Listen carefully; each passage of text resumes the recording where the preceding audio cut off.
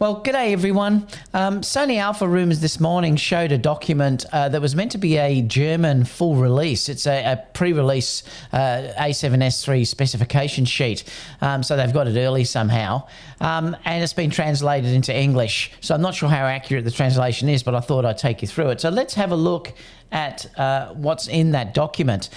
So this is the first time we've seen the body full like this without it being blurred or, things over it.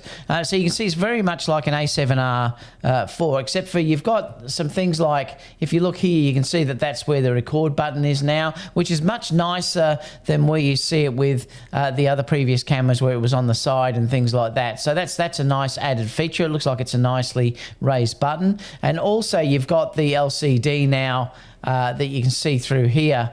Most of the other parts about the body looks very similar. We're not sure yet whether it's a little bit wider and things like that, but the tilt swivel screen is really amazing. But let's look at some of what they're saying about the specifications of this camera. Okay, so let's have a look. So after almost 5 years, they're saying that when the A7S II was released, this new one has a 12 megapixel sensor as well. So we know that it's going to be a 12 megapixel sensor. It reads 4K 120 and is said to achieve exceptional results in low light photography thanks to the large pixels. So they did make a judgment that they were going to stick with 12 megapixels. Now I think that's probably a really good thing. Now remember, this is not going to be a fusion camera, and I'll talk about this at the end where I think you might want to wait if that's the sort of camera you're after. I think Sony stuck with the 12 megapixel sensor so that they didn't have any overheating problems like you're seeing with the Canon R5 and R6. Having that 12 megapixel sensor obviously keeps the data rate that they're having to push through a lot less. Therefore, it will heat up a lot less. And I think that was probably a very, very smart move in this type of camera. So let's go back to the document. So they're saying at the heart of it is a 12 megapixel sensor. It is a backside illuminated sensor, which means you're going to get great low light results. And also they're not saying anywhere here where it has a filter on the top. So that should also be really good as well. Your anti-aliasing filter. So it's probably going to be beautifully sharp footage. Yes, you can get some moire sometimes. Let's keep going down. They're saying the maximum sensitivity is still 409/600. Now they're saying it's expandable down to ISO 40. Now that will probably be the expanded ISO or extended ISO range. It's probably going to be 100 for your normal ISO range or 160.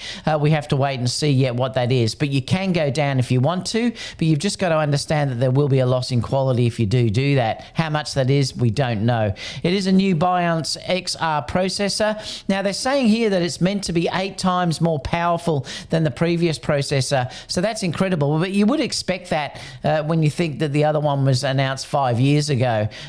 We don't know yet what the rolling shutter is going to be like, but I think they mentioned that later on that it's meant to have been improved, so we'll have to wait and see how that is. They're also saying it's making new ground in operation. For the first time, they're having a movable monitor, so it's a fully articulating side screen. It's 3 inches and it's 1.44 million dots. Now I'm a little bit disappointed that the resolution of that rear LCD screen is not higher. I think they really could have put a better screen in that regard, but they are saying, it's not mentioned in here, but they are, oh no, I think it does mention it in a later area actually, that it's a full touchscreen interface now, so that is a real bonus for Sony, but I just wish that screen was a little bit higher in resolution. There also, it does have the 9.4 million dot EVF. Now a lot of people are saying, why would you do that? And I think that's a great thing to do in a video camera like this particularly. If you're trying to punch in and get autofocus, if you're trying to punch in and get manual focus, having the ability to do that in the EVF is also great. It's another thing too that I do use the EVF all the time if I'm getting critical exposure during daylight, where it's hard to see the LCD in the on the back of the screen. So even when I have it up on a gimbal, I'll hold the camera up to my eye, look through the EVF, get critical exposure, and then keep shooting. So I think having that in is a real bonus. It does do up to 4K with 120p, and it's saying one focus of the camera is video recording. Unlike Canon and the EOS R5, Sony does not use 8K for video, but continues to use 4K. Now, I don't think that's a problem at all, because 8K at this stage really is unusable. And Max Ure showed that trying to be edited on his camera systems and on his different computer systems. I think he had some PC workstations and also Mac, and he was having issues with even a $15,000 Mac that he had, the Mac Pro. So it's an issue, but I'm not sure whether that's just the codec. I think you'll find that the Sony codecs are going to be way more computer friendly. Like, for instance, the Blackmagic cameras can be edited. So I think there's an issue with the Canon codecs that they're using, that it's really hard to edit the All-I that they're using there. So I think it's probably going to be better on the Sony side of things. But like I said, we don't need 8K at the moment. I'm completely happy with 4K. And if you can go up to 4K 120, I think that's fantastic. The sensor's 12 megapixel resolution enables a full pixel readout without pixel binning. So you're getting full pixel readout without pixel binning, which is fantastic, and without crop at 4K 60p. I think there is a crop in the 120 though. In this setting, the recording limit should be 1 hour without overheating. So they are saying that you'll be able to record up to an hour. Now, that's obviously 30 minutes, I think, more than what the Canon has been able to give. So that's pretty good. I mean, I'm quite comfortable with that if it gets up to an hour. Obviously, they're saying that, and after that point, it might overheat. The EOS R5 only manages 30 minutes at 4K 60p. The video recording of the A7S in 4K 120p mode is limited to this length. By the way, a slight crop is used, and it's got a 1.1 crop for the 120p. So it also looks like it is 30 minutes for the 4K 120. Just as the monitor is swiveled. Looking down here, it's got full HD. The Alpha A7S III even records it up to 240p, which would be amazing for slowing down your footage. And they're not saying yet whether that's got autofocus. I haven't seen that anywhere yet. For time-lapse recordings, lower frame rates of up to 1p can also be selected in S&Q mode, so that's great as well. I'm not sure whether there's going to be a image drop in S&Q. There certainly is in the other Sony cameras that are out there. I don't use S&Q due to the fact that there is a drop in image quality. So whether they've been able to improve that, it will have to be sort of wait and see for the initial reviews to come out. So let me keep going down.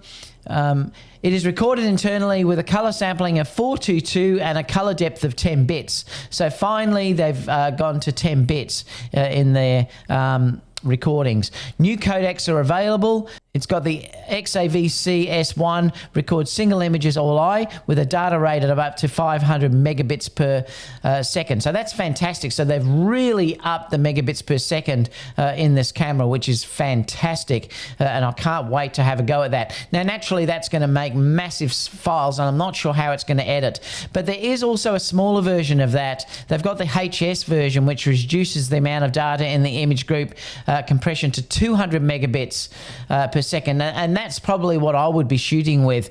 Now, you double the data, basically what the current Sony cameras have, so that's terrific in itself. Thanks to the H.265 codec compression. H.265 compression is really good in its compression, but it can also be quite hard to edit if your computer can't take it. But I'm pretty confident that the XAVC codec that Sony are using much more sort of editing friendly than what the Canon is, which is terrible. And watch Max Ure's video to see how it's really unusable. Even the 4K 60 is just unusable. What else have we got? It's got HDMI 2.1. Now, it also is a full-size HDMI port, looking at the other photos that were released by Sony Alpha Rumors, so that is fantastic. The camera can even output 4K 60 as 16-bit RAW files, ProRes RAW. Now, that is amazing. So that's fantastic to an Atmos recorder. So we're going to get an update to the Atmos recorder that will give you full ProRes, and you'll get 16-bit RAW files. I mean, wow, that's fantastic at 15 stops of dynamic range. The sensitivity starts at ISO 640, extended to ISO 160, so you can go down. Now, that's talking, I believe, if you're using S-Log. Oh, yeah, sorry, I've jumped a little bit ahead here. And, of course, there is also gamma profiles, S-Log 2 and 3, which should enable a dynamic range of over 15 stops. The sensitivity starts here at ISO 640. but you can have extended to ISO 160. Now, like I said, I'm not sure whether that's going to affect the quality of the file. It probably will if you use the extended ISO, but who knows how much at this stage. It looks like the native ISO when you're using S-Log is 640. According to Sony, the rolling shutter effect has been significantly minimalized. Now, you probably would expect that because we're hoping when they say that this processor is 8 times faster, it's going to be able to handle the data a lot quicker.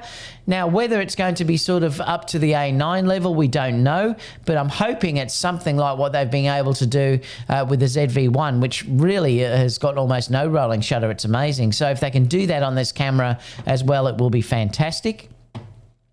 The Alpha A7S III is equipped with a 5-axis image stabilizer in the housing. So it's basically the same as what we've already got.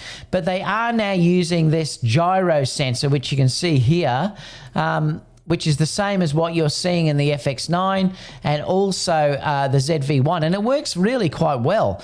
And it may now work even better in this camera. We don't know. They might have been able to tweak it even a little bit more. You take it into software later on, and then you can stabilize it in post. And it works really good. And you can also determine how much stabilization you'd like. Yes, it does force a crop, but it seems like it's really usable. Fast autofocus 10 frames. The hybrid autofocus. Now that 10 frames per second is in mechanical and electronic. So it's basically the same as the A7S III. So they haven't improved that. But remember, they're not targeting this as a stills camera. The hybrid autofocus covers 92% of the image sensor and uses 759 phase detection points with 425 contrast AF points. It's probably going to be exactly the same autofocusing as the A7R4. It might be a little bit better because they've had a little bit of time now to sort of go over it and develop it a little bit. I'm also expecting the Animal Eye AF now to be much better than what the previous generations are. They sort of have to match what Canon's got, because Canon at this stage, from what I've seen in the reviews so far, looks like it's got the best Animal Eye AF out there. So I would sort of think that this probably will up the ante on that again. According to Sony, it's going to have better distance for the animal and also the human IAF, so that's also a great thing as well. What it does at the moment, it will revert to sort of face detection, so this is going to sort of stick with the eye a little bit longer. Now this is also unbelievable, like it's massive. It's going to have AF sensitivity down to -6 EV. Now they're not saying though what aperture that is at. I would be sure that that's probably at 1.4, but let's wait and see what they're saying when this is announced. We don't know yet, but I think that's probably going to be wide open at 1.4. Like I mentioned before, the camera shoots at up to 10 frames per second mechanical and also electronic shutter, and it's a 1/8000th of a second sync speed for your flash. Now, your memory cards in this, it's saying Sony is using 2 memory card drives in the Alpha A7S III for the first time. It's going to use both SD cards and UHS-2 and this CF Express Type A card. Now, they're very expensive, and I'll talk about that in a minute. They are smaller than the Type B cards and faster than the SD cards. It's going to be able to shoot, also here too, that the CF is required if you're going to shoot the S&Q mode with 422 color sampling and 10-bit color depth. So you are going to have that if you're going to do this 10-bit color depth and 422 for the S&Q mode. You're getting 1,000 uncompressed RAWs in the buffer, so the buffer looks like it's really good. And it has a write speed of 700 megabits a second and a read of 800 megabits a second.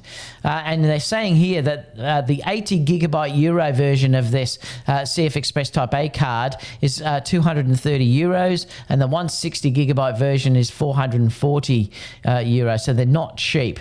So that's something that you have to think about. But I suppose if you're not using the S&Q, well, then you could just use your standard SD2 type cards. It is using the Z battery. It can be charged over USB-C.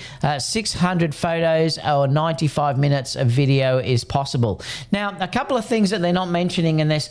I do believe that this is going to have that new color science that I discussed in the previous live show on Friday. So I'm sure it's going to have that. It's basically the same color science that the FX9 has, which will make it a great B cam for that camera as well. So to summarize, I just summarized it here on my phone. We're looking at a 12 megapixel BSI sensor, backside illuminated sensor. The ISO ranges from 440 to 409,600. Now, the 40 is an extended ISO. It's got the Biance XR processor, which is 8 times faster than the previous A7S II. It's got the 9.44 million dot EVF, which is a great feature as well. It's got 4K 120 and 60p. It's got 1080p, 1080 up to 240p, and it's 422 10-bit. It's got XAVC-S, which is 500 megabits per second, which is a massive improvement over the previous Sony cameras. And it also has that smaller version of that, which is 200 megabits per second, which I think most people may use due to the file size, and it's using H.265 compression. It's got HDMI 2.1. It's got a flip LCD, IBIS, which is 5.5 stops, but then it's going to gain extra stabilization using that image sort of internal stabilization, which is AI doing that. And then it's going to have a 759 PDF and -6 EV for your low light autofocus, which is fantastic. It's 10 frames per second mechanical and also electronic. It's 1/8000 of a second shutter speed for your sync for flashes, or if you want to shoot sort of in the daylight. It's also got 2 SD cards or one or CF type A cards, USB-C. Now, they're predicting the price is going to be about €4,200, which is probably going to translate to about $3,500 USA, which is what I predicted when I was saying I think this camera is going to be a price about that. Looking at it, the only real disappointment to me, and also I should also mention too that it's going to have what they say now is the first fully touch interface that Sony have offered on the screen, the LCD at the back, and it's going to be redesigned so it will only show what's available. So when you're in photography mode, it will only show the photography features. When you're in the videography mode, it will only show the videography features. That's fantastic, and I think that's great. Like I said, the only downer is that it's just, I think that's a little bit low resolution. I was hoping that they'd go for something a little bit better than that for the LCD screen at the back, but at least it's touch and you have that beautiful EVF. So what would you do if you're Fusion? This is not a Fusion camera, and I think people have to understand 12 megapixel is usable, but it's really only usable nowadays for things like Instagram, or if you're shooting stills that you want to incorporate inside your video. Yes, you can use it as a stills camera to do prints in, but you're limited on the size that you can blow that up to. Now we're used to at least 24 megapixel for sort of still images where you've got enough resolution that you can crop into and things like that. At 12 megapixel, you would not want to be cropping in much. You'd have to make sure that you were shooting exactly as you sort of wanted it to appear without much cropping at all if you were going to print that out. So I think if you're after a Fusion camera, I would be waiting to see what the A7 IV is going to announce. I think the A7 IV is probably going to be the hybrid camera that will compete with the R6. At the moment, Sony haven't got anything that competes with the R6.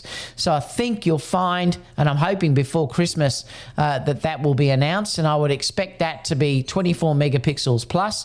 It will have 4K 60 and 10-bit. It may not have a lot of the other features like the really high megapixel really high 500 megabits per second. I was getting tongue-tied there. But you probably will get higher, like 200, for instance, which will be enough for me. So at this stage, I'm probably going to wait. But I'll come on tomorrow once this has been announced fully, in case if something else has been announced and there'll be images and things like that that I'll be able to share as well. Any questions about this, leave that down below, and I'll get back to you as soon as possible. And I'm really excited about the announcement tonight. Bye, guys.